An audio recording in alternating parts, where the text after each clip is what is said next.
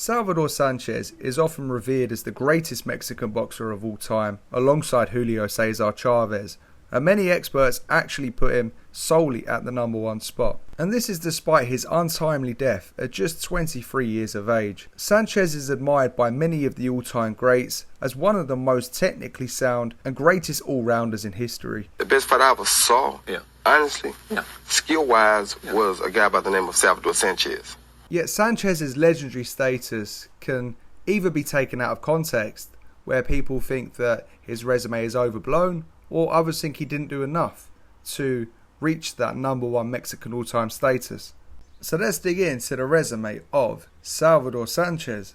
Sanchez turned pro at just 16 years of age in 1975, and he compiled a record of 18-0 with 17 knockouts before he suffered the one and only loss of his career, a split decision loss to Antonio Becerra for the vacant Mexico bantamweight title over 12 rounds. Now, he was only 19 then, but the other blemish of his record came against Juan Escobar in 1978, where Sanchez was actually dropped by Escobar and fought to a majority draw over 10 rounds. Sanchez would never lose another fight in his career. The first standout win on his record came in his 29th fight when he boxed James Martinez, who had a record of 42-8. Now, Martinez didn't really have any standout names in his win column by this point, but he had taken Juan Meza to a majority decision. He would take Ruben Castillo points. He had boxed Carlos Zarate and been stopped via knockout.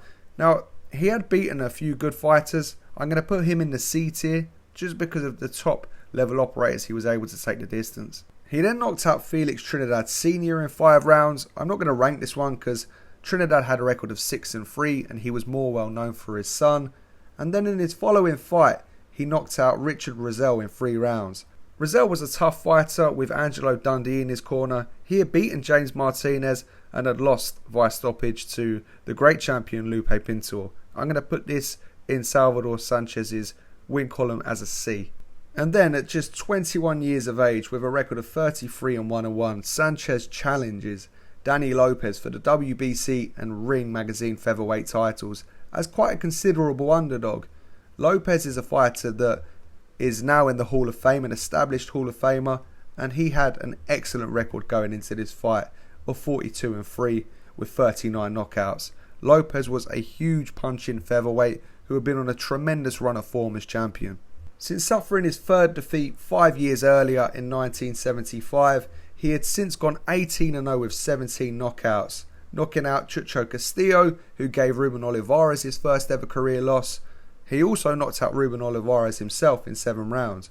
Olivares had just won the featherweight title and had cemented his claim as one of the greatest, if not the greatest bantamweight of all time, just years prior. He also stopped Sean O'Grady in 4 rounds, who at one point in time had a record of 73-1, with that sole defeat coming to Lopez, and he would go on to become WBA lightweight world champion. Lopez then won the featherweight title in 1976 over David Kotai via unanimous decision. He stopped Kotai in the rematch, and he made 8 successful defences across 4 years, all of which ended via stoppage. He was the man at featherweight, but even at just 21 years of age, Salvador Sanchez was just too good, too strong and too fit, and pummeled Lopez to a 13th round TKO victory to become the WBC and Ring Magazine featherweight world champion. This is going to be an S tier win. Lopez was a completely dominant champion at featherweight. He was on an incredible knockout run of form with 18-0 and 17 knockouts in his last 18 fights. He had knocked out legends, and Sanchez went into this fight as the underdog. S tier win for Sanchez.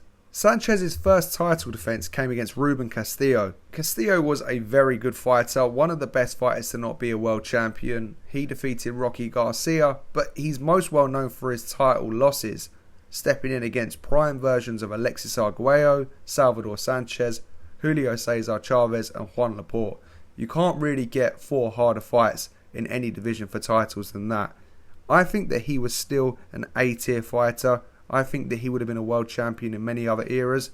He was actually up on the cards after 5 rounds against Sanchez, which is a theme in some of Sanchez's defences, is that he would sometimes have to dig deep later in fights against fighters that weren't the absolute elites and had quite a lot of close fights during his title reign. but I'm going to give this win an A tier ranking for Sanchez. Now it's worth noting that first defence against Castillo was only 2 months after winning the title against Lopez, and then 2 months later he rematched Lopez, having 3 fights in 4 months. I don't think you can really drop a ranking in just 4 months. Sanchez stops Lopez again via TKO in the 14th round. This is his second S tier win.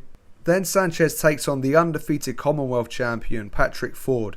Ford was 5'10", so he was very tall for the weight, and he put in an exceptional performance against Salvador Sanchez. He was up on the cards at 12 rounds, and Sanchez won this fight from digging deep in the championship rounds, which was one of his traits, having unbelievable stamina. I believe one of the judges actually scored this fight a draw, but Ford was a very good fighter. He would go on to lose to Eusebio Pedrosa, but similarly Pedrosa was a formidable and phenomenal champion, and Ford being stopped in the 13th round, whilst being up on the cards against him too. If you put Ford in the 12 round era, he may well have scored 2 of the best victories of his time.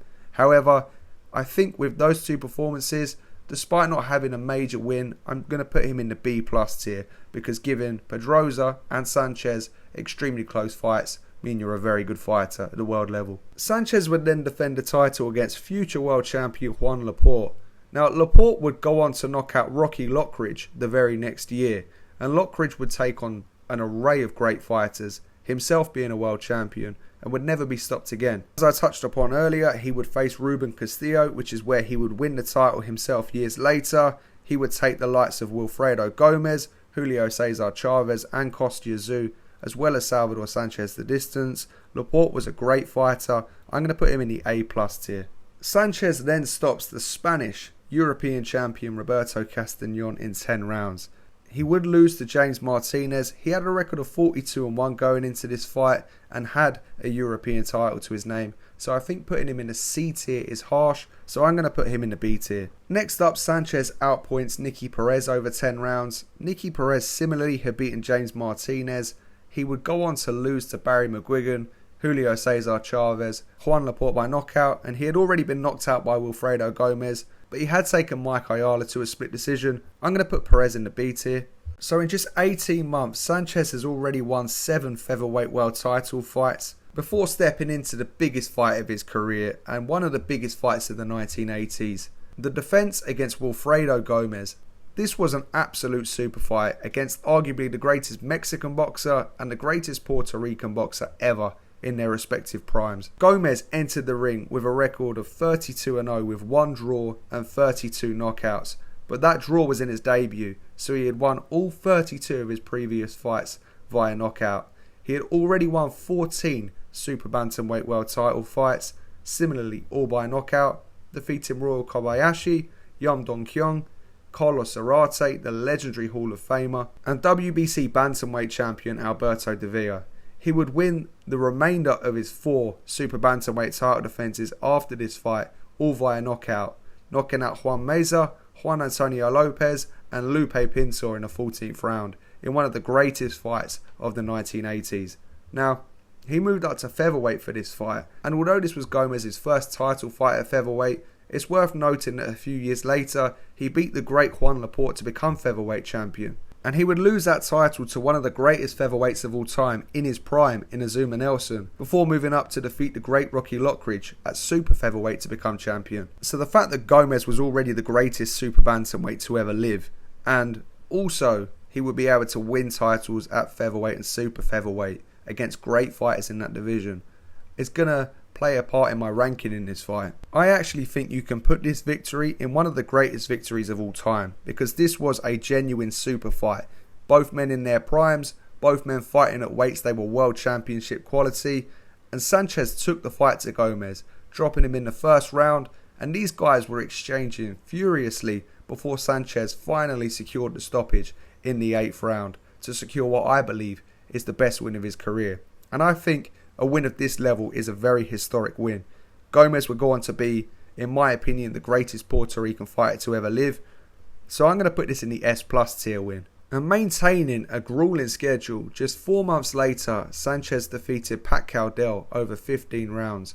Now, Caldell was an excellent amateur boxer coming out of England. He won the Olympic bronze medal in 1976, the Commonwealth Games gold medal, and he was a European bronze medalist as an amateur. As a pro, he won both British and European title fights. Now, he actually went to a split decision against Salvador Sanchez.